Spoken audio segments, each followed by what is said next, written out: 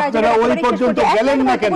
গেলেন না কারণ আপনারা জামাতকে বিরোধী দলের আসনে বসাতে চান। এই পুরো বিভাজিত রাজনৈতিক না, আওয়ামী লীগের বিষয়ে আমার বক্তব্য হচ্ছে আওয়ামী লীগ আজকে যে জয় বাংলা স্লোগান দিয়েছে, জয় বাংলা স্লোগানের প্রেক্ষিতটা ওখানে ছিল, এটা গ্রহণযোগ্য নয়। এটা সুযোগ নিয়ে আপনি করবেন। আমার কথা হচ্ছে আওয়ামী লীগের রাজনীতি, আমি বাতিলের কথা বলছি না, বাট আওয়ামী লীগের রাজনীতিকে বিচারের মাধ্যমে পরিশীলিত আসার পক্ষে আমি। আমার কথা হচ্ছে সেইটা আপনি এবং আমি মিলে প্রক্রিয়াটা মানবে শুরু হতে হবে। না, প্রক্রিয়াটা আমি আর আপনি মিলে নিজেরাই ঠিক করে ফেলবো যে বিএনপি এবং জামাত শুধু নির্বাচন করবে, মূল দলের মধ্যে আওয়ামী লীগকে বাদ রেখে।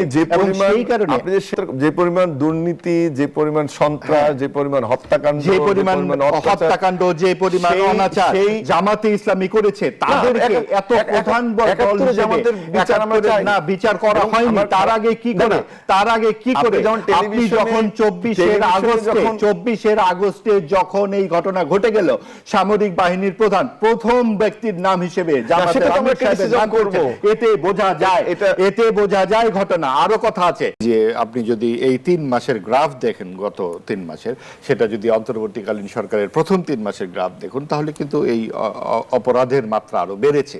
এবং সেইটা কারণটা হয়েছে যে অপরাধ হয়ে আসছিল। যারা বিভিন্ন এলাকা থেকে পালিয়ে এসছে, ধরেন যারা আওয়ামী লীগের নেতাকর্মী ছিল, তারা এখন নানানভাবে এই জীবিকা নির্বাহের চেষ্টা করছে, এবং তাদের একটা অংশ কিন্তু এই অপরাধের সাথে জড়িত বলে ওই রিসার্চে সেটা প্রমাণিত যে তারা এই একটা হচ্ছে যে আনস্টেবল করা, ওইটা একটা ব্রডার পার্সপেক্টিভ, সেই লিয়াজোটা তৈরি হচ্ছে কিনা, বা আজকে যে ঘটনাটা এই জয় বাংলা স্লোগান দেওয়া এর সাথে সংযোগ আছে কিনা, বা যে কথাটা আমি আজকে বলছি যে এরিয়াটাতে অবস্থান নেওয়া, আপনি দেখেন সংখ্যাটা কিন্তু বেশ ভালো নাম্বারে ছিল, যেটা এক্সপেক্ট করা যায় না। তাহলে এই ডেটাটাকে এটা সাপোর্ট করে। তাহলে তারা এই এলাকাগুলোতে অবস্থান করে বিভিন্ন পেশায় যুক্ত হয়ে, এবং রাতের বেলা তাদের যে অনেক টাকা ইনকামের অভ্যাস ছিল বা জীবনযাপনের জন্য যেটা দরকার, তারা তো এই জোনগুলোতে আশ্রয় নেওয়ার চেষ্টা করছে, যে এখানে গিয়ে অপরাধ সংগঠন করে আপনার এক্সিট নেওয়া যায় বা অবস্থান করা হচ্ছে, সেটা একটা জিনিস। চলো বাবু বাসিস, আপনাকে দিয়ে আলোচনাটা শুরু করি। বলছিলাম যে বাসার গেটের সামনে দাঁড়িয়ে থাকা 2 বোন ছিনতাইয়ের শিকার হলো, এবং মোহাম্মদপুরের আমরা দেখছি যে এটি নিত্য নৈমিত্তিক ঘটনায় দাঁড়িয়েছে। মোহাম্মদপুর কি তাহলে রাষ্ট্রের ভিতর আরেক রাষ্ট্র হয়ে উঠেছে? কেন অপরাধের অভয়াশ্রমে পরিণত হয়েছে মোহাম্মদপুর? কেন নিয়ন্ত্রণে আনা যাচ্ছে না অপরাধ? জি, ধন্যবাদ, শুভেচ্ছা সবাইকে।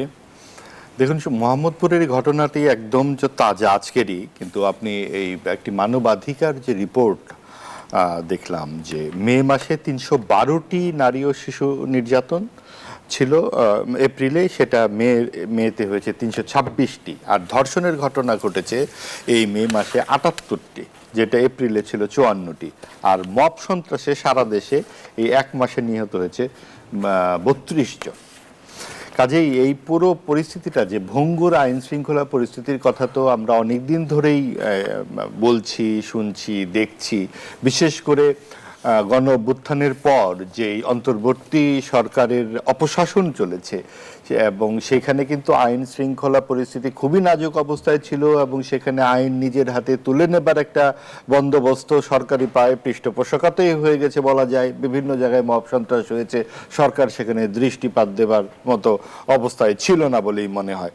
কিন্তু তারপর যখন 12ই ফেব্রুয়ারিতে গণতান্ত্রিক সরকার যাত্রা শুরু করলো, একেবারে এই 100 দিনের যে যাত্রাতে সবকিছু পরিবর্তন হয়ে যাবে চোখের পলকে, সেটা যেমন আমরা প্রত্যাশা করি না, কিন্তু এটা তো ঠিক যে কম সময়ও যায়নি, এবং সেখানে আইন শৃঙ্খলা পরিস্থিতির উন্নতির জন্যে সরকার যে সমস্ত পদক্ষেপ নিয়েছেন তা সম্ভবত আরও দৃঢ় এবং আরও সময়োপযোগী হওয়া প্রয়োজন। যেটা রামিসা হত্যাকাণ্ড ধর্ষণের ক্ষেত্রে সরকার নিয়েছে, যে দ্রুত বিচারের পদক্ষেপ, এবং আজকে চার্জ গঠন হলো এবং দ্রুত বিচার হচ্ছে, ঠিক একইভাবে যদি প্রতিটা ক্ষেত্রে সরকার এভাবে এগিয়ে আসতো, অর্থাৎ আইনের শাসন যদি জারি থাকতো, একদম সরাসরি কিছু বিচার যদি সামনে দৃষ্টিগ্রাহ্য হতো, তাহলে কিন্তু পরবর্তী অপরাধটি করবার আগে অপরাধীরা ভাবতো যে আমি হয়তো আইনের হাতে সোপর্দ হব। যেহেতু আইনের একটা কাঠামো অনুপস্থিত হয়ে আছে, দীর্ঘদিন ধরে ছিল, সেই জায়গায় পৌঁছতে আমাদের নিশ্চয়ই বেগ পেতে হবে। এবং এই জায়গায় সরকার যদি খুব শক্ত হাতে এটা এখনো রাষ্ট্র টেনে না ধরে তাহলে পরিস্থিতি আরো খারাপ হবে। আমরা বাড়ির দেখছি সামনে কঠোর আইন রয়েছে, শাস্তির বিধান রয়েছে, তারপরেও অপরাধ প্রবণতা কমছে না। তাহলে কি আইনের প্রয়োগের দুর্বলতার কারণেই অপরাধ দমন করা যাচ্ছে না? এইটা তো একটা একদম প্রাথমিক ব্যাপার, কারণ আপনার যদি খাতা কলমে আইন থাকে, সেটার যদি প্রয়োগ না ঘটে, তাহলে আপনি কি করে আপনি এই অপরাধ কমাবেন? আপনি যে সমস্ত আমরা যে 32টি মব সন্ত্রাসের ঘটনা, 32 জন নিহত, 69টি মব সন্ত্রাসের ঘটনা ঘটেছে এক মাসে, মে মাসে, তাহলে অন্তর্বর্তীকালীন সরকারের সময় যে আমরা বারবার আমরা বিভিন্ন জায়গা থেকে বলা হলো, বিভিন্ন পর্যায়ে থেকে, যে এই সরকারের অন্তর্বর্তী সরকারের একটি প্রতীকী পরিচয় হয়ে উঠেছিল যে তারা মব সন্ত্রাসী। তো সেই জায়গায় মানে সরকার যখন ব্যর্থ হয় তখনই তাদেরকে মব সন্ত্রাসী বলা হচ্ছে। সরকার তো সন্ত্রাস করছিল না, সন্ত্রাস তো করছিল অনেক অসাধুরা। কিন্তু আমরা তো এর আগে শুনেছি যে নির্বাচিত সরকার ক্ষমতায় এলে আইন শৃঙ্খলা পরিস্থিতির উন্নতি হবে। উন্নতি হলো কি? উন্নতি হয়নি, কারণ সেটা তো আমরা দেখতে পাচ্ছি যে আপনি যদি এই 3 মাসের গ্রাফ দেখেন, গত 3 মাসের, সেটা যদি অন্তর্বর্তীকালীন সরকারের প্রথম 3 মাসের গ্রাফ দেখুন, তাহলে কিন্তু এই অপরাধের মাত্রা আরো বেড়েছে। এবং সেইটা কারণটা হয়েছে যে অপরাধ হয়ে আসছিল। আইন শৃঙ্খলা বাহিনী 24-এর যে জুলাই আগস্টের গণ অভ্যুত্থানের পর যুক্তিসঙ্গত কারণেই তারা নিষ্ক্রিয় ছিল, কারণ সরকারি পেটো বাহিনী হিসেবে তারা কাজ করে নিজেদের মেরুদণ্ডহীনতার পরিচয় দিয়েছিল। এবং এটা একটি বাহিনী, সরকারের পেটোয়া বাহিনী যখন হয়ে যায়, সেই জায়গার থেকে উঠে আসা পেশাদারিত্বের জায়গায় একটা সমস্যা তো ছিলই, কিন্তু ওই জায়গার থেকে বেরিয়ে এসে অনেকখানি সময় পার হয়েছে। সেই জায়গা থেকে সরকার আজকে যেই অবস্থায় দাঁড়িয়েছে, সেখানে কিন্তু যদি শক্ত হাতে আইন প্রয়োগ করা না হয়, তাহলে এই পরিস্থিতির উন্নতি হবার কোনো সম্ভাবনা আমরা দেখি না। কারণ আপনি দেখুন যে একের পর এক ঘটনা ঘটেই যাচ্ছে। কয়টি ঘটনার শাস্তি আমরা নিশ্চিত করতে পেরেছি, এবং সেই জায়গায় যেহেতু শাস্তি হচ্ছে না, সেহেতু একের পর এক ঘটনা ঘটে যাচ্ছে। অপরাধ কেন লাগামহীন হয়ে উঠছে? অপরাধ দমনের ক্ষেত্রে আমাদের দুর্বলতা আসলে কোন জায়গায়? আমাদের অপরাধ দমন সবচেয়ে যেই জায়গাটিতে আমাদের দুর্বলতা, সেটি হচ্ছে যে আমরা দুষ্টের দমন এবং যে শিষ্টের পালন, যে আপ্তবাক্যটি আমরা জানি ছেলেবেলা থেকে, সেই ক্ষেত্রে যখন আইন প্রয়োগকারী সংস্থা ব্যর্থ হয়, কারণ আমরা অতীতেও দেখেছি একটা গোষ্ঠীপ্রীতি, স্বজনপ্রীতি, কর্তৃত্ববাদী সরকার, এবং সেই সরকারি ছত্রছায়ায় সব কিছু ঘটে থাকে। সেটা এখন ঘটছে তা আমরা বলতে পারি না, মাত্র 100 দিনের এই সরকার। কিন্তু বিভিন্ন জায়গায় যে সমস্ত ঘটনা ঘটেছে, সেইখানে কিন্তু রাজনৈতিক সংশ্লিষ্টতা একেবারে যে নেই তাও বলা যাবে না। এবং সরকারের পক্ষ থেকে সরাসরি আমরা কিন্তু গণমাধ্যমে কোনো বার্তা দেখতে পাচ্ছি না যে ভাই এই এই ঘটনা ঘটেছে, অমুক অমুক অমুককে আমরা গ্রেপ্তার করলাম, এবং তাদের ছবি দিয়ে যারা চিহ্নিত হয় তাদেরকে বলে দিলেই তো হয় যে তারা কিন্তু মব সন্ত্রাসী, তারা কিন্তু হত্যাকারী। এই ব্যাপারগুলো যখন প্রকাশ্যে আসবে, তখন কিন্তু অনেকেই ভীত থাকবে যে আমার পরিচয় তো সামনে চলে যাবে, আমি পরিবারের সামনে মুখ দেখাবো কি করে, আমি সমাজে মুখ দেখাবো কি করে। এই বিষয়গুলো সরকারের ভাবা দরকার, একটা দ্রুত সেল তৈরি করা দরকার, এবং যেখানে এই সামাজিক একটা ক্যাম্পেইন হবে যে আপনি আইন নিজের হাতে তুলে নিতে পারেন না, আপনি ভিন্ন মতের হতে পারে, ভিন্ন দলের হতে পারে, অন্য আদর্শের হতে পারে, কিন্তু কেউ কাউকে তো সমাজচ্যুত করতে পারে না। আপনি দেখুন, আজকে এই প্রসঙ্গে বলে রাখি যে আমাদের একজন বর্ষিয়ান প্রবীণ নেতা, মুক্তিযুদ্ধের অন্যতম সংগঠক, 69-এর গণ অভ্যুত্থানের বীর সেনানী জনাব তোফায়েল আহমেদ আজ মৃত্যুবরণ করেছেন বিকালে। আমরা তার স্মৃতির প্রতি গভীর শ্রদ্ধা জানাই। আমাদের রাজনীতির একজন বর্ণাঢ্য চরিত্র তোফায়েল আহমেদ। আপনি দেখুন যে তার মৃত্যুর পরেও যে জানাজা, এবং জানাজার পরেও যে ঘটনাগুলো ঘটলো, আমরা কিন্তু দুই দিক থেকে সমালোচনা করতে পারি। একদিক থেকে সমালোচনা হতে পারে এত বড় একজন নেতার মৃত্যু, আওয়ামী লীগ যে নেতৃত্বহীন, কাণ্ডারিহীন পরিস্থিতিতে পড়েছে, তাদের তো সবাই পালিয়ে যায়নি। যারা দেশে আছে এবং যাদের নামে মামলা নেই, তারা তো এই ধরনের একটা শোকবিহল পরিস্থিতিতে একটা বাস্তবসম্মত কিছু কাজ করতে পারতেন। সেখানে এই সমস্ত কোনো দায় দায়িত্বের মধ্যে না গিয়ে আকস্মিকভাবে জয় বাংলা স্লোগান দিয়ে যে একটা হট্টগোল পরিস্থিতি, মরদেহবাহী গাড়ির পথ আটকে স্লোগান ও বিশৃঙ্খলার অভিযোগে কিন্তু পুলিশ 7 জনকে আটক করেছে। এবং সেটা কিন্তু আমি শুধু পুলিশকেই দোষ দিতে চাই না, আমি কিন্তু আওয়ামী লীগের এই সমস্ত নেতাকর্মীদেরও দোষ দিতে চাই। আপনারা জয় বাংলা স্লোগান দেওয়ার জন্য এই সময়টিকেই বেছে নিতে হলো। তোফায়েল আহমেদ তো আর ফেরত আসবেন না। জাতির পক্ষ থেকে তিনি তো শ্রদ্ধা পাওয়ার যোগ্য একজন মানুষ, তাহলে আপনি আপনার দল থেকেই যদি সেখানে আপনি আটকে রেখে জয় বাংলা স্লোগান দিতে চান, তাতে কি স্লোগানের মহিমা বাড়ল? আবার এদিকে পুলিশেরও যেই কাণ্ড কারখানা আমরা দেখলাম, তো জয় বাংলা স্লোগান দিচ্ছেন কিংবা লোকে এই রকম পরিস্থিতিতে একজোট হয়ে বিভিন্ন কাজ করছেন, সেই জায়গাতে ছাত্র দলের পক্ষ থেকেও বিবৃতি দেখলাম যে হ্যাঁ আপনারা শোক প্রকাশ করুন, কিন্তু আপনারা স্লোগান দিতে পারবেন না। তো এই স্লোগান কি নিষিদ্ধ কিনা? এবং একজন এই ধরনের বড় নেতার মৃত্যুর পর আপনার যে পরিস্থিতিগুলো তৈরি হয়, আবার সেই পাল্টাপাল্টি পারস্পরিক আক্রমণ, সেই জায়গা থেকে কি সমাজে আমরা আর মুক্তি পাবো না? এবং যেহেতু আমরা মুক্তি পাচ্ছি না, আমাদের এর মধ্যে কিন্তু যারা অসাধু তারা কিন্তু ঠিকই এই অপরাধগুলো করে বেড়াচ্ছে।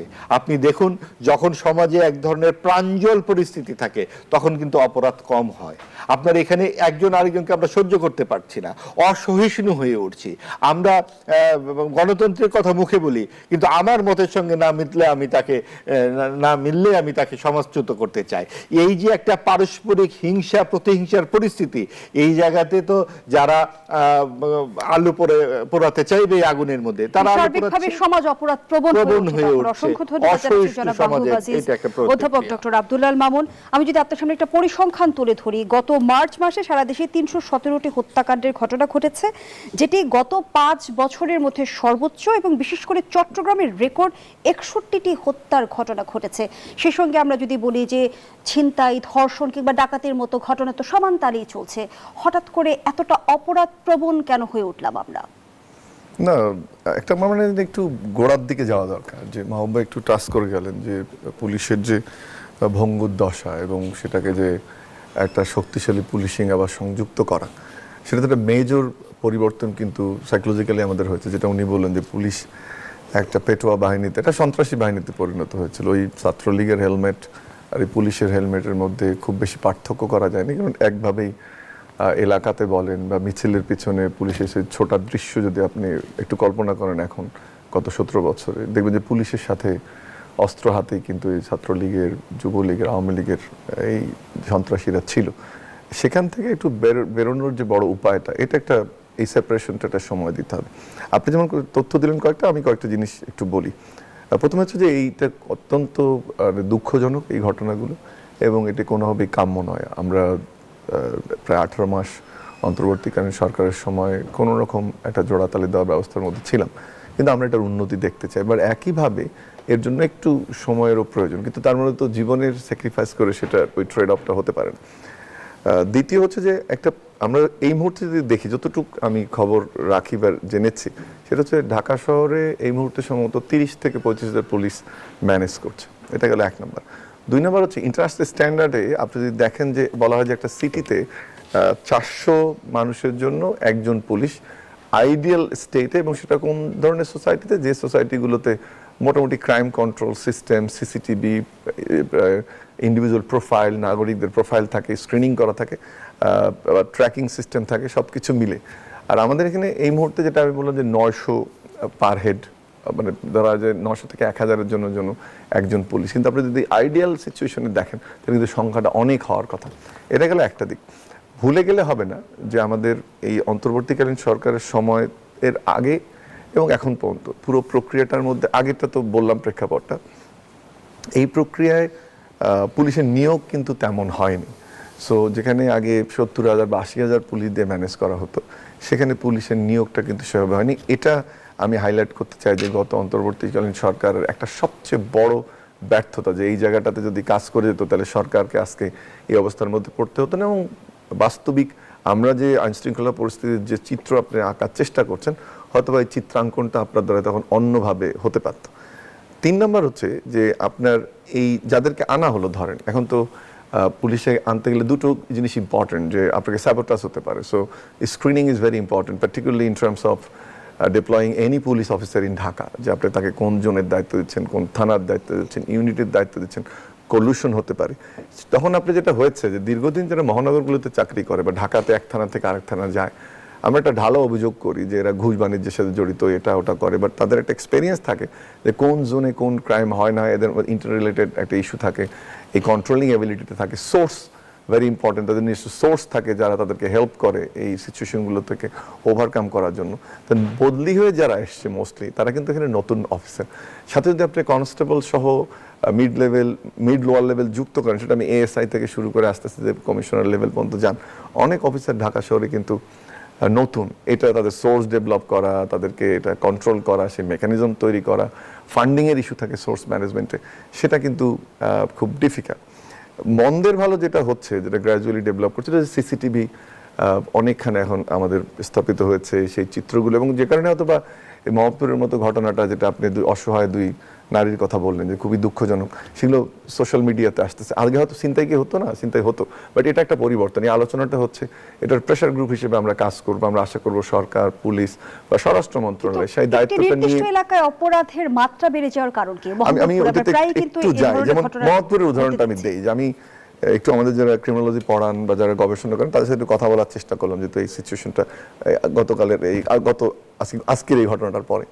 সেটা হচ্ছে, ধরেন একটা উদাহরণ আমাকে দিল যে মোহাম্মদপুরে যে কিশোর গ্যাংয়ের সংখ্যা, এটা মোটা দাগে এটা কয়েকজন নিয়ন্ত্রণ করত, এবং এই কিশোর গ্যাং অবশ্যই এরা অপরাধী, বাট কিশোর, কিন্তু এদের মধ্যে হিরোইজম একটা থাকে। সেটা যেটা আমি শুনতে পেলাম যারা এটা নিয়ে কাজ করেন, সেটা হচ্ছে যে এরা আগে ধরেন 3-4 জন কন্ট্রোল করতো, এটা সংখ্যা একদিকে বেড়েছে এই গ্যাংয়ের, আর সাথে হলো যে কন্ট্রোলিং মেকানিজম যাদের মাধ্যমে পুলিশ কমব্যাট করতো, সেটা বিভিন্ন দল উপদলে বিভক্ত হয়েছে। বাট এটা তো আমাকে তো পুলিশের দায়িত্ব হচ্ছে সেটাকে কন্ট্রোল করা, সেটাকে কমব্যাট করা, তাদেরকে অ্যারেস্ট করা, কিন্তু এই বিভিন্ন দল উপদল ভাগে বা নতুন করে তৈরি হচ্ছে। আরেকটা হচ্ছে যে আপনি যদি ওল্ড স্কুল অফ থট দেখেন, শিকাগো স্কুল অফ থট বলে আমরা, যেগুলো শেষ করে নিয়ে যায়, সেটা হচ্ছে যে এটা হয় কি, যখন এই ধরনের এলাকাতে যখন স্ল্যাম আশেপাশে থাকে বা নদী পাড় থাকে বা অন্যান্য এক্সিট পয়েন্ট বেশি হয়, সেগুলো এলাকাতে, সেটা আমেরিকা ওই সময় হয়েছিল 60s, এখনো আপনার এই পয়েন্টগুলো কিন্তু মোহাম্মদপুর ক্যাপিটাল যদি জিওগ্রাফিক্যালি অ্যানালাইজ করেন, দেখবেন এই ক্রাইটেরিয়ার মধ্যে মোহাম্মদপুর পড়ে। বিস্তৃত নদী পাড়, অ্যাক্সেস, ওদিকে গাবতলি, এদিকে অন্যান্য অ্যাক্সেস, এদিকে আপনার ক্যারানিগঞ্জ, ওদিকে চলে যাও, এই একটা এমন জিওগ্রাফিক্যাল লোকেশনটা এমন যে খুব বেশি ইন অ্যান্ড আউট বা ইন মাইগ্রেশনটা এভরিডেতে হয়, অর্থাৎ একটা ক্রাইম করে দে ক্যান টেক এক্সিট। এটা একটা বড় পয়েন্ট। কিন্তু সাথে যদি আপনি একটা জিনিস যোগ করি, যে আমি জানার চেষ্টা করলাম যে এই এলাকাটা কেন এরকম হচ্ছে, ইন্টারেস্টিং একটা ইনফরমেশন, সেটা হচ্ছে যে যারা ফ্যাসিস্ট, অথবা আমার দর্শকরা মনে করতে পারেন যে শিক্ষক হিসেবে উদাহরণটা নিয়ে আসছি, বাট আমি একটা গবেষণার ডেটা আপনাদের সাথে শেয়ার করছি।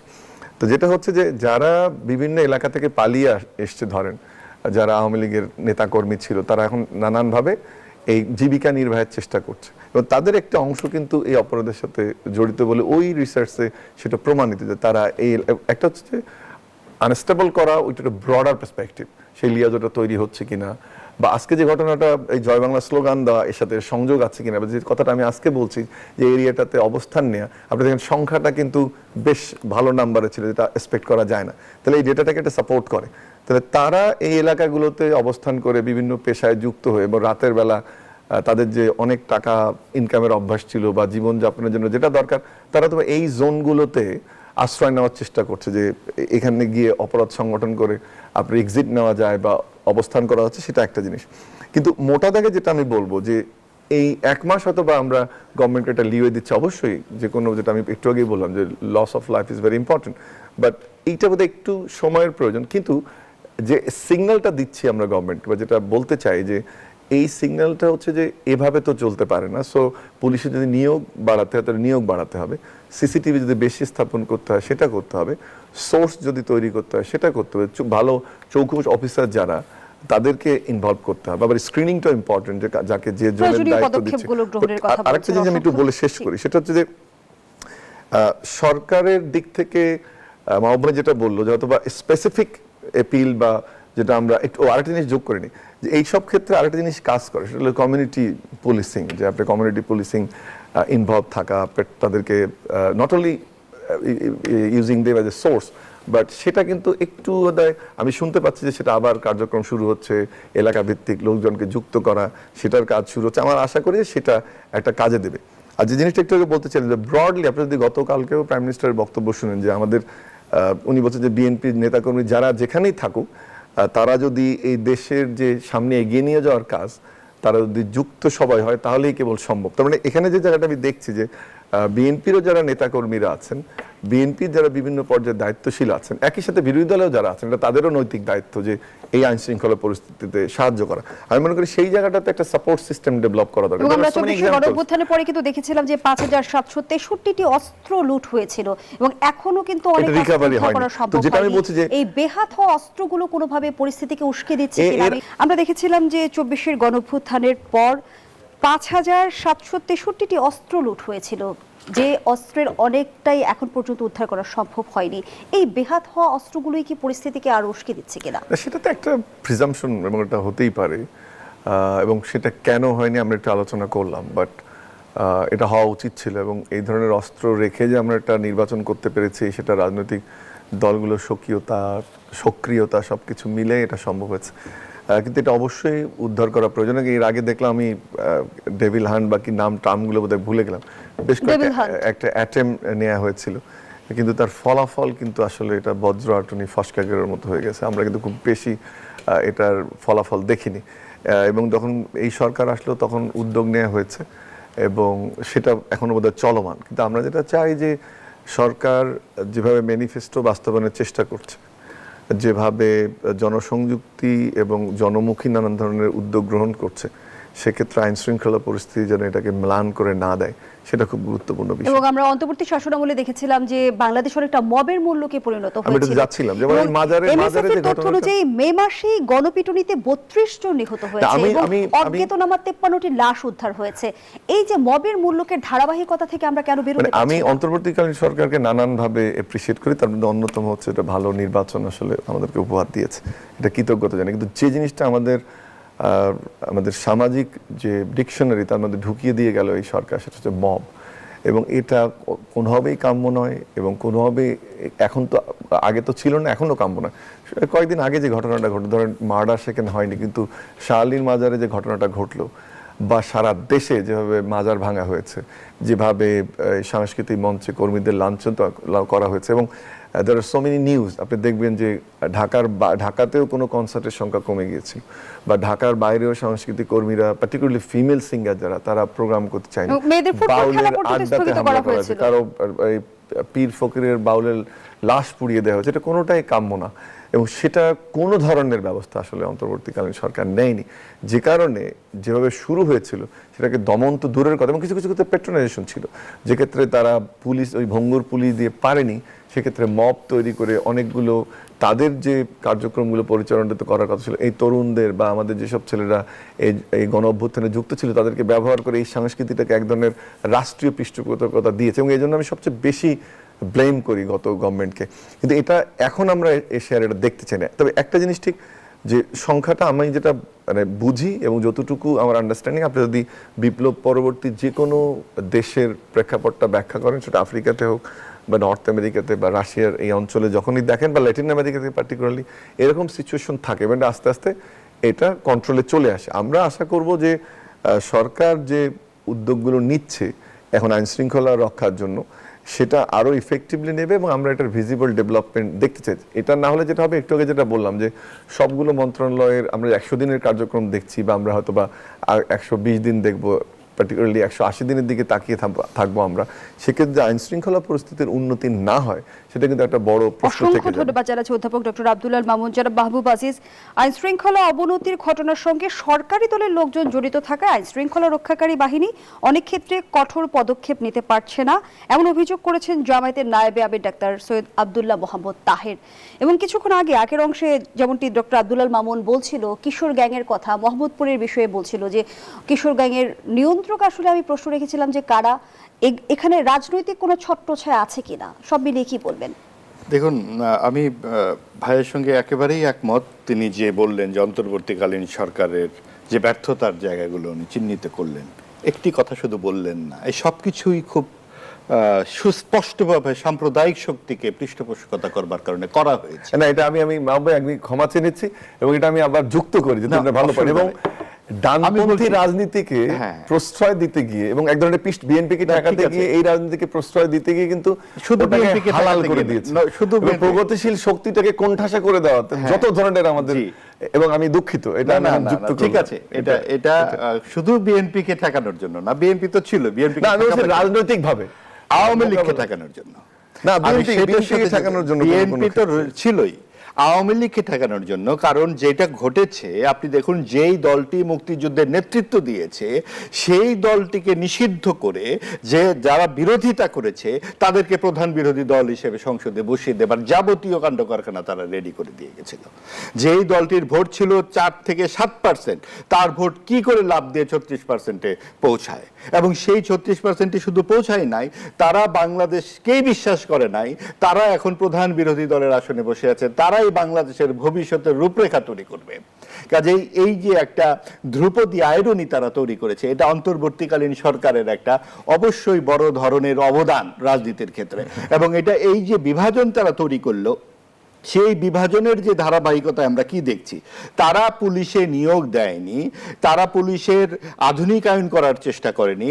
বস্তুত যেই 6টি সংস্কার কমিশন তৈরি করা হয়েছিল, আপনাদের মনে পড়বে, তার একটি ছিল, অন্যতম একটি ছিল পুলিশ সংস্কার, যেই নানান কথাবার্তা আমরা শুনেছিলাম, পরিবর্তনের চমক দেখানো আমরা দেখেছি, শুধু পোশাক বদলেছিল, পোশাক নামমাত্র বদলেছে, কিন্তু মূল যেটা সংস্কার সমস্ত কিছু চলে গেছে অন্য জায়গায়। ভাই বললেন মোহাম্মদপুরে আওয়ামী লোকজন এখানে থাকতে পারে, এই ক্ষেত্রেও আমার একটু আপত্তি আছে। দেখুন তাহলে ব্রাহ্মণবাড়িয়ায় এই পরিস্থিতি তৈরি হয় কেন? এলাকা ভিত্তিক যে এই পরিস্থিতি তৈরি হয়েছে, ওখানে কওমি মাদ্রাসা থেকে ঘোষণা করা হয়েছে যে চলচ্চিত্র প্রদর্শনী বন্ধ, এবং সেইখানে স্থানীয় এমপি আজকে 4:30 বিকালে মানববন্ধন করেছেন যে এটা কোনো কথা হলো যে ব্রাহ্মণবাড়িয়ায় একটি চলচ্চিত্র প্রদর্শনী কেন্দ্র থাকবে না। সিনেমা হল পর্যন্ত তারা অবৈধ ঘোষণা করে দিয়েছেন। ব্রাহ্মণবাড়িয়াকে কি একটি আলাদা রাষ্ট্র দেশের ভেতরে? তাহলে এই যে সাম্প্রদায়িক শক্তির উত্থান ঘটছে, এইটার ধারাবাহিকতা নয় কেন মোহাম্মদপুর? আমরা সেভাবে দেখছি না কেন? আমরা মোহাম্মদপুরের যেই নির্বাচনী ফলাফল, সেই দিকে কি আমাদের দৃষ্টি যায় না? এতগুলো ভোট আসে কোত্থেকে? ছড়িয়ে পড়ার পেছনে মূল কারণ কি? মূল কারণ কর্তৃত্ববাদী শাসন। আওয়ামী লীগ যখন সাম্প্রদায়িক শক্তিকে উস্কানি দেয়, সেটাও কিন্তু সাম্প্রদায়িক শক্তিকে উস্কানি দেওয়া।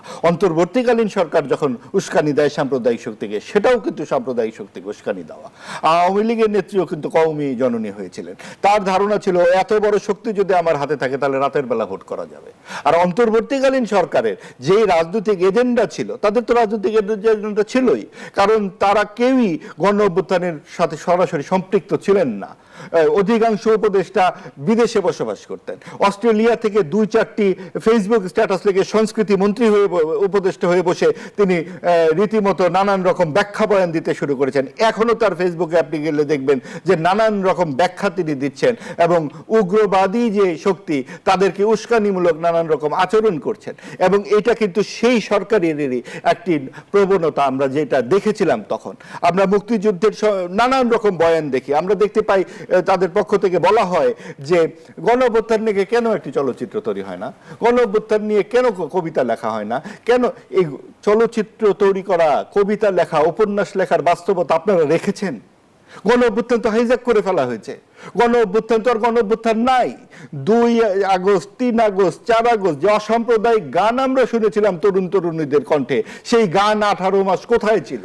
কাওয়ালি গাওয়া শুরু, ধন ধান্যে পুষ্পে ভরা কোথায়? সেই তার বদলে এখানে সেখানে কাওয়ালি প্রদর্শনী, এখানে সেখানে নানান রকম জিন্নার জন্ম, ইনকিলাব শব্দ, ইনসাফ শব্দ ইত্যাদি। এবং আপনি দেখেন জিন্নার জন্মদিন পালন করতে হবে, পাকিস্তানের যে স্বাধীনতা দিবস সেটা পালন করতে হবে, এই ধরনের বয়ান। আপনি দেখুন মুক্তিযুদ্ধের ইতিহাস তো একটা মীমাংসিত ঘটনা। আপনার 15 খণ্ড যে মুক্তিযুদ্ধের দলিল, এটা তো রাষ্ট্রপতি জিয়াউর রহমানের সময়ে লিখিত। তার সময়ে এই কাজটি শুরু হয়েছে, এবং তিনি স্বয়ং একটি জাতির জন্ম প্রবন্ধ লিখেছেন জিয়াউর রহমান।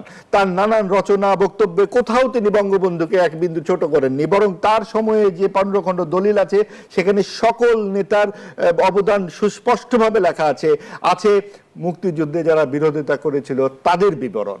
কিন্তু আজকে এই যে মুক্তিযুদ্ধের ব্যাপারে নানান রকম নতুন নতুন ব্যাখ্যা বিশ্লেষণ হাজির করে একটা সাম্প্রদায়িক উত্থানকে নিশ্চিত করে, ধর্ম নিরপেক্ষতা মানে ধর্মহীনতা এই কথা বলে দেশের পুরো চেহারাটাই পাল্টে এবং ফেলার একটা সংসদেও চেষ্টা কিন্তু করা হয়েছে। যুদ্ধাপরাধীদের নামে শোক প্রস্তাব পর্যন্ত দেখেছি। শোক প্রস্তাব করা হয়েছে সংসদে।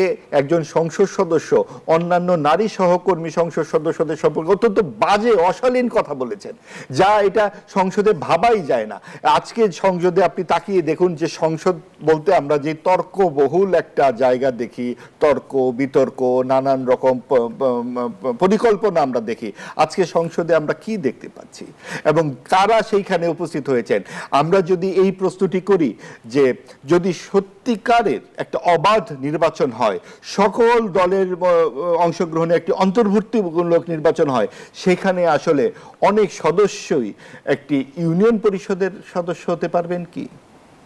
এটা হয়তো অনেকে অপছন্দ করতে পারেন, কিন্তু গতকালকেও আমি শুনলাম একজন রুমিন ফারহানা সংসদ সদস্য বলছেন 14, 18, 24-এর সংসদের চেয়ে আজকের সংসদের পার্থক্য কোথায়। আমি তার সাথে একমত। তখন আওয়ামী লীগ এবং জাতীয় পার্টির সংসদ ছিল, এখন হয়েছে বিএনপি ও জামাতের সংসদ। জামাত তো প্রকৃত অর্থে বিএনপির অনুসারী। আজকে যা আমরা বিরোধিতা দেখছি তা এক ধরনের বিরোধিতার জন্য বিরোধিতা। জামাতের নিজস্ব পলিসি কোথায়? এবং সে তাদের যে সাম্প্রদায়িক রাজনীতি, সেই সাম্প্রদায়িক রাজনীতিতে তো তারাও নিষ্ঠ অবস্থায় আর নেই। তারা তো বলছে শরিয়া আইন তারা আর মানে না। শরিয়া আইন যদি তারা বাস্তবায়ন করতে চায় সেটা তো তাদের পরিষ্কার করে বলা উচিত। নির্বাচনের আগে তো তারা একবার এক কথা বলেছে। কাজেই পরিস্থিতিটা দেখুন, রাজনীতির মাঠে যে বিভাজিত একটা সংস্কৃতি তৈরি হয়েছে তার দায় কিন্তু আওয়ামী লীগকেও নিতে হবে। তারা যে গণ অভ্যুত্থানে যেভাবে ভূমিকা পালন করেছেন সেটা যেরকম অন্যায়, তার জন্য তাদেরকে শাস্তি পেতে হবে। নিজের দেশের মানুষের বুকে গুলি ছুড়েছেন, এটার প্রায়শ্চিত্ত তো তাদের করতে হবে। এটা যেমন, আবার একই সাথে এর পেছনের যে ষড়যন্ত্রের কথা আমরা জানি। আমরা দেখলাম যে ঈদের আগের দিন 27 তারিখ ইউনূস সাহেব চলে গেলেন প্যারিসে। তারা তো তার সেই বিখ্যাত যে এসএসএফ এর নিরাপত্তাও সেদিন তিনি নিলেন। এবং রাজনৈতিক মহলে কিন্তু তার চলে যাওয়া এবং কিচেন ক্যাবিনেট নিয়ে এক ধরনের তোলপাড় চলছে। ঈদের আগের দিন তড়িঘড়ি করে সাবেক প্রধান উপদেষ্টা ডক্টর মোহাম্মদ ইউনূসের প্যারিস সফরকে ঘিরে যেমন রাজনৈতিক অঙ্গনে আলোচনা চলছে, আমরা দেখছি সমানতালে আরো একটা আলোচনা চলছে, সেটি হচ্ছে সাবেক উপদেষ্টাদের অনেকেই কিন্তু কিচেন ক্যাবিনেট নিয়ে কাদা ছোড়াছুড়ি করছে। সব মিলিয়ে আসলে অন্তর্বর্তী শাসনই কি জবাবদিহিতার ঊর্ধ্বে ছিল? অন্তর্বর্তী শাসন যে অপশাসন ছিল এটা তো দিবালোকের মতো স্পষ্ট। আপনি দেখুন যে 11 থেকে 13টি সংস্কার কমিশন তারা করেছিলেন। কোথায় সেই সংস্কার কমিশনের ছাপ?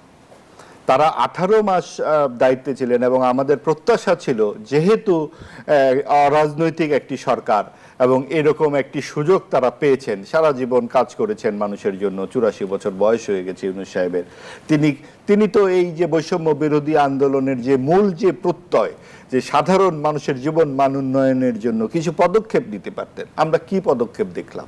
আমেরিকার সঙ্গে চুক্তি দেখলাম, 9 তারিখে চুক্তি করলেন, 12 তারিখে নির্বাচন।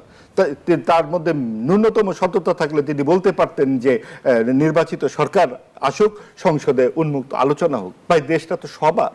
আপনি একা একা কেন 9 তারিখে সেটা করতে গেলেন? আচ্ছা, এটা গেল। তারপর আপনি দেখুন যে তিনি যে বললেন যে 32 নম্বর কেন ভাঙা হচ্ছে তার মেয়েকে জিজ্ঞেস করুন। তিনি কেন এরকম একজন সিনিয়র সিটিজেন হয়ে এই কথা বলবেন? 32 নম্বর কি কোনো ব্যক্তির প্রতিষ্ঠান? এই দেশের যে দীর্ঘদিনের আমাদের যে ইতিহাস, পরম্পরা, ঐতিহ্য, তার সাথে কি 32 নম্বরের সম্পর্ক নাই? ভাই, আমার পিতামহের লাগানো একটি বৃক্ষ কাটলেও তো আমার কষ্ট লাগে। আমি সেই রাস্তা দিয়ে পাশ দিয়ে গেলে আমি বৃক্ষের অনুপস্থিতি দেখতে পাই। তাহলে আমি আমার শৈশব যে আমার স্মৃতি, আমার জাতির স্মৃতি আপনি এভাবে ভেঙে ফেলবেন বুলডোজার দিয়ে? আপনি কে আপনার কে সেই ম্যান্ডেট আপনাকে দিয়েছে? আপনি একের পর এক যে সমস্ত বিতর্ক উত্থাপন করেছেন, কোথায় ছিল 16ই ডিসেম্বর এবং 26শে মার্চ উদযাপন? সেটাও কি আমাদের এই গণ অভ্যুত্থানে ভাসিয়ে দিয়ে গিয়েছিল মানুষ? আপনি চিন্তা করে দেখুন, এই লক্ষ লক্ষ মানুষের সমাবেশ যদি জানতে পারত যে অন্তর্বর্তীকালীন সরকার এসে মুক্তিযুদ্ধকে এভাবে পায়ে পিষ্ট করবে, কয়জন মানুষ সেই আন্দোলনে যেত? সেই আন্দোলনে মানুষ গিয়েছিল কি মুক্তিযুদ্ধের বিরোধিতা করতে, নাকি গণতন্ত্র চাইতে, জবাবদিহিতার শাসন চাইতে?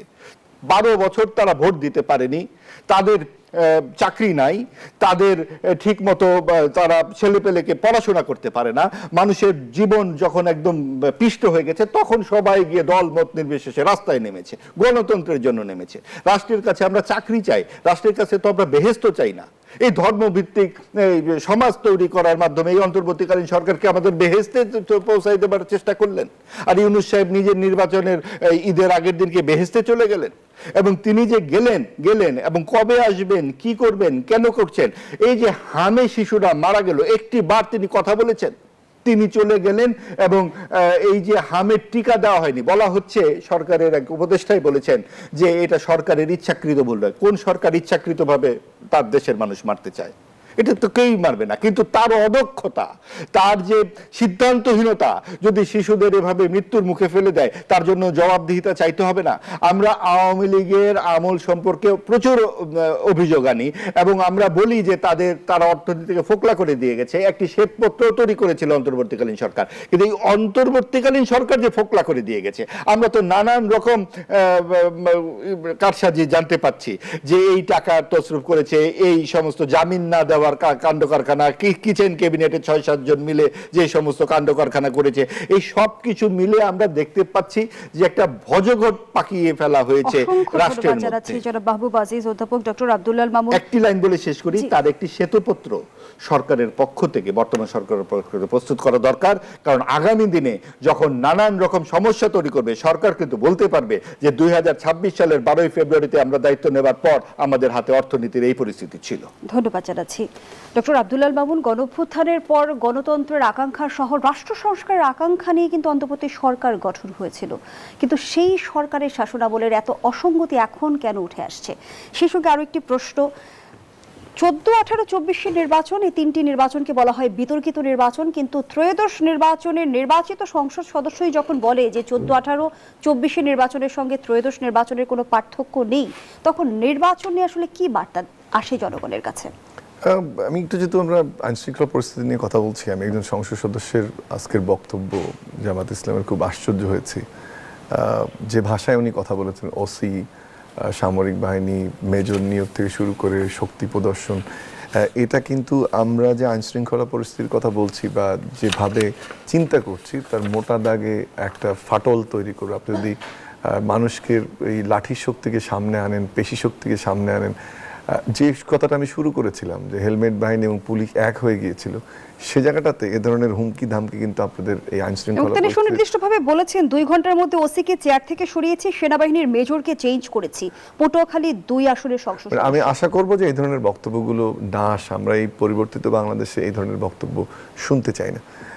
দ্বিতীয় হচ্ছে যে অসঙ্গতির জায়গাটা তো বটেই, আমরা সংস্কার নিয়ে অত্যন্ত উচ্চাভিলাষ, যেমন আইনশৃঙ্খলার জায়গাটাতে কাজ না করা, যেমন সবচেয়ে বেশি যে জায়গাটায় আমি মাঝখানে ঢুকে গেলাম মাহবুবের কথায়, যে আমাদের যে একটা উদারনৈতিক রাষ্ট্রের মোড়ক, বা আমরা যে অসাম্প্রদায়িক বাংলাদেশের কথা বলি, বা আমরা যে একটা মডারেট ইসলামিক স্টেট বলি, কেমন করে জানি কোন প্রক্রিয়ায় এটা পুরো মোড়কটাই পরিবর্তনের একটা প্রচেষ্টা করা যায়? সেটা শুধু সংস্কৃতির ক্ষেত্রে তা না, যেটা আমরা আলোচনা করলাম, বৈদেশিক সম্পর্ক বিনির্মাণের ক্ষেত্রে, বিভিন্ন জায়গায় লোক বসানোর ক্ষেত্রে, সিদ্ধান্ত গ্রহণের ক্ষেত্রে, এবং এখনো কিন্তু অনেক ঘটনাতেই বা অনেক ঘটনাগুলো ঘটছে ব্যাংকিং সেক্টরে, আপনি দেখেন উদাহরণগুলো, শিক্ষা প্রতিষ্ঠানগুলোতে, এটা কিন্তু এক ধরনের পেট্রোনাইজেশন ছিল। অর্থাৎ আমাদের যে চিরাচারিত মোড়ক, আমরা যেভাবে বাংলাদেশকে দেখতে চাই, শুধুমাত্র তো গণতন্ত্র না, একটা স্টেট হিসেবে যে জায়গায় আমরা যেতে চেয়েছি, তা কিন্তু পেছন দিকে টানার কাজটা অন্তর্বর্তীকালীন সরকার করেছে, যেন এই উদাহরণগুলো আমি দিতে চাই। এবং এটা একটা বড় অসঙ্গতি।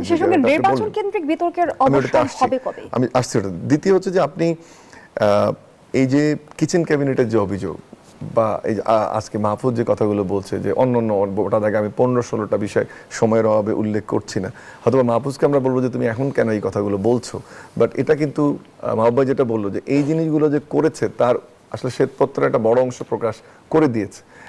এখন যেটা দরকার, যে আমরা যে আকাঙ্ক্ষা যেটা পূরণ হলো না, যে মূলটা ঝোলানো হয়েছিল যে রাষ্ট্র সংস্কার, আপনাদের বিএনপিকে 31 দফা সংস্কারের পথে কোনো সংস্কারই না, বিএনপি সংস্কার বিরোধী, নানানভাবে একটা ব্লেম দেওয়ার চেষ্টা করা হয়েছে, এবং তার বিনিময়ে আমরা কি পেয়েছি? এই যে মাদার ভাঙা থেকে শুরু করে নতুন ধরনের সংস্কৃতি থেকে শুরু করে নতুন পররাষ্ট্র নীতি থেকে শুরু অনেক কিছু পেয়েছে। এই সবগুলো আসলে মোটা দাগে অসঙ্গতি।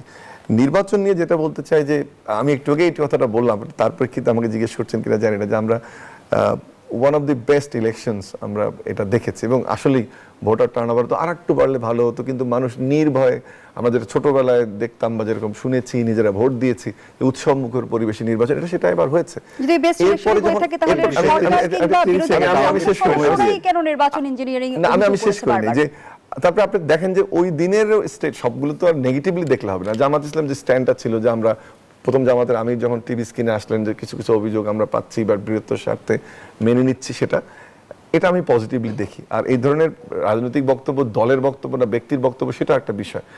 আরেকটা জিনিস ঠিক যে জামাত ইসলামের যে রাজনীতি, তারা কিন্তু, আমি পজিটিভলি বলছি যে বিরোধী দল হিসেবে ভূমিকা রাখার মতো অবস্থায় কি, মানসিক অবস্থায় তারা ছিল, পলিটিক্যাল এডুকেশন কি তাদের ছিল, ওই প্রস্তুতি কি তাদের ছিল, বা 36% ভোটের যে কথাটা মাহবুব বলছে সেটা কি ছিল?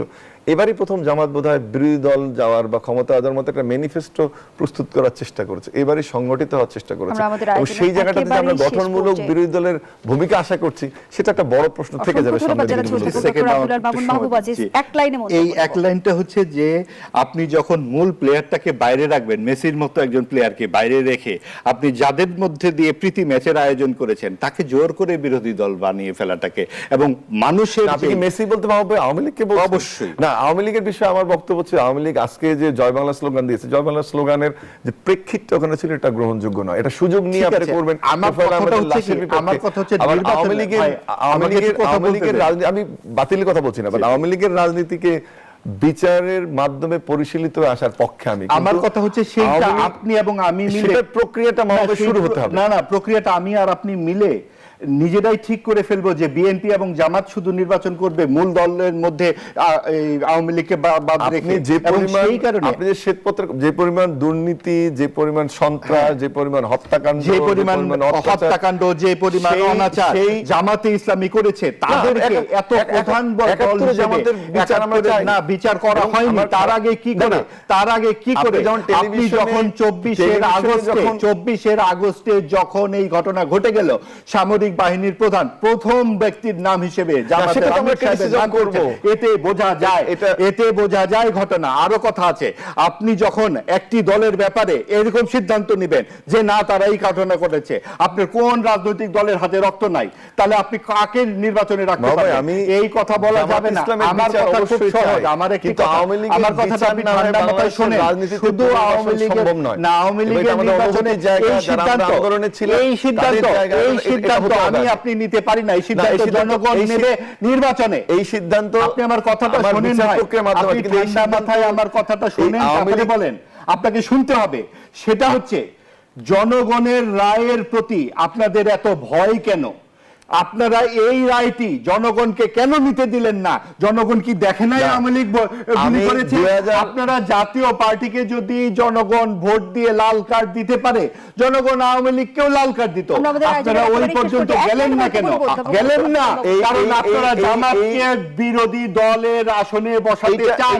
এই পুরো বিভাজিত রাজনৈতিক সংস্কৃতি তৈরির জন্য আওয়ামী লীগকে জোর করে আমি একেবারেই গ্রহণ করি না। দ্বিতীয় একেবারেই গ্রহণ করি না।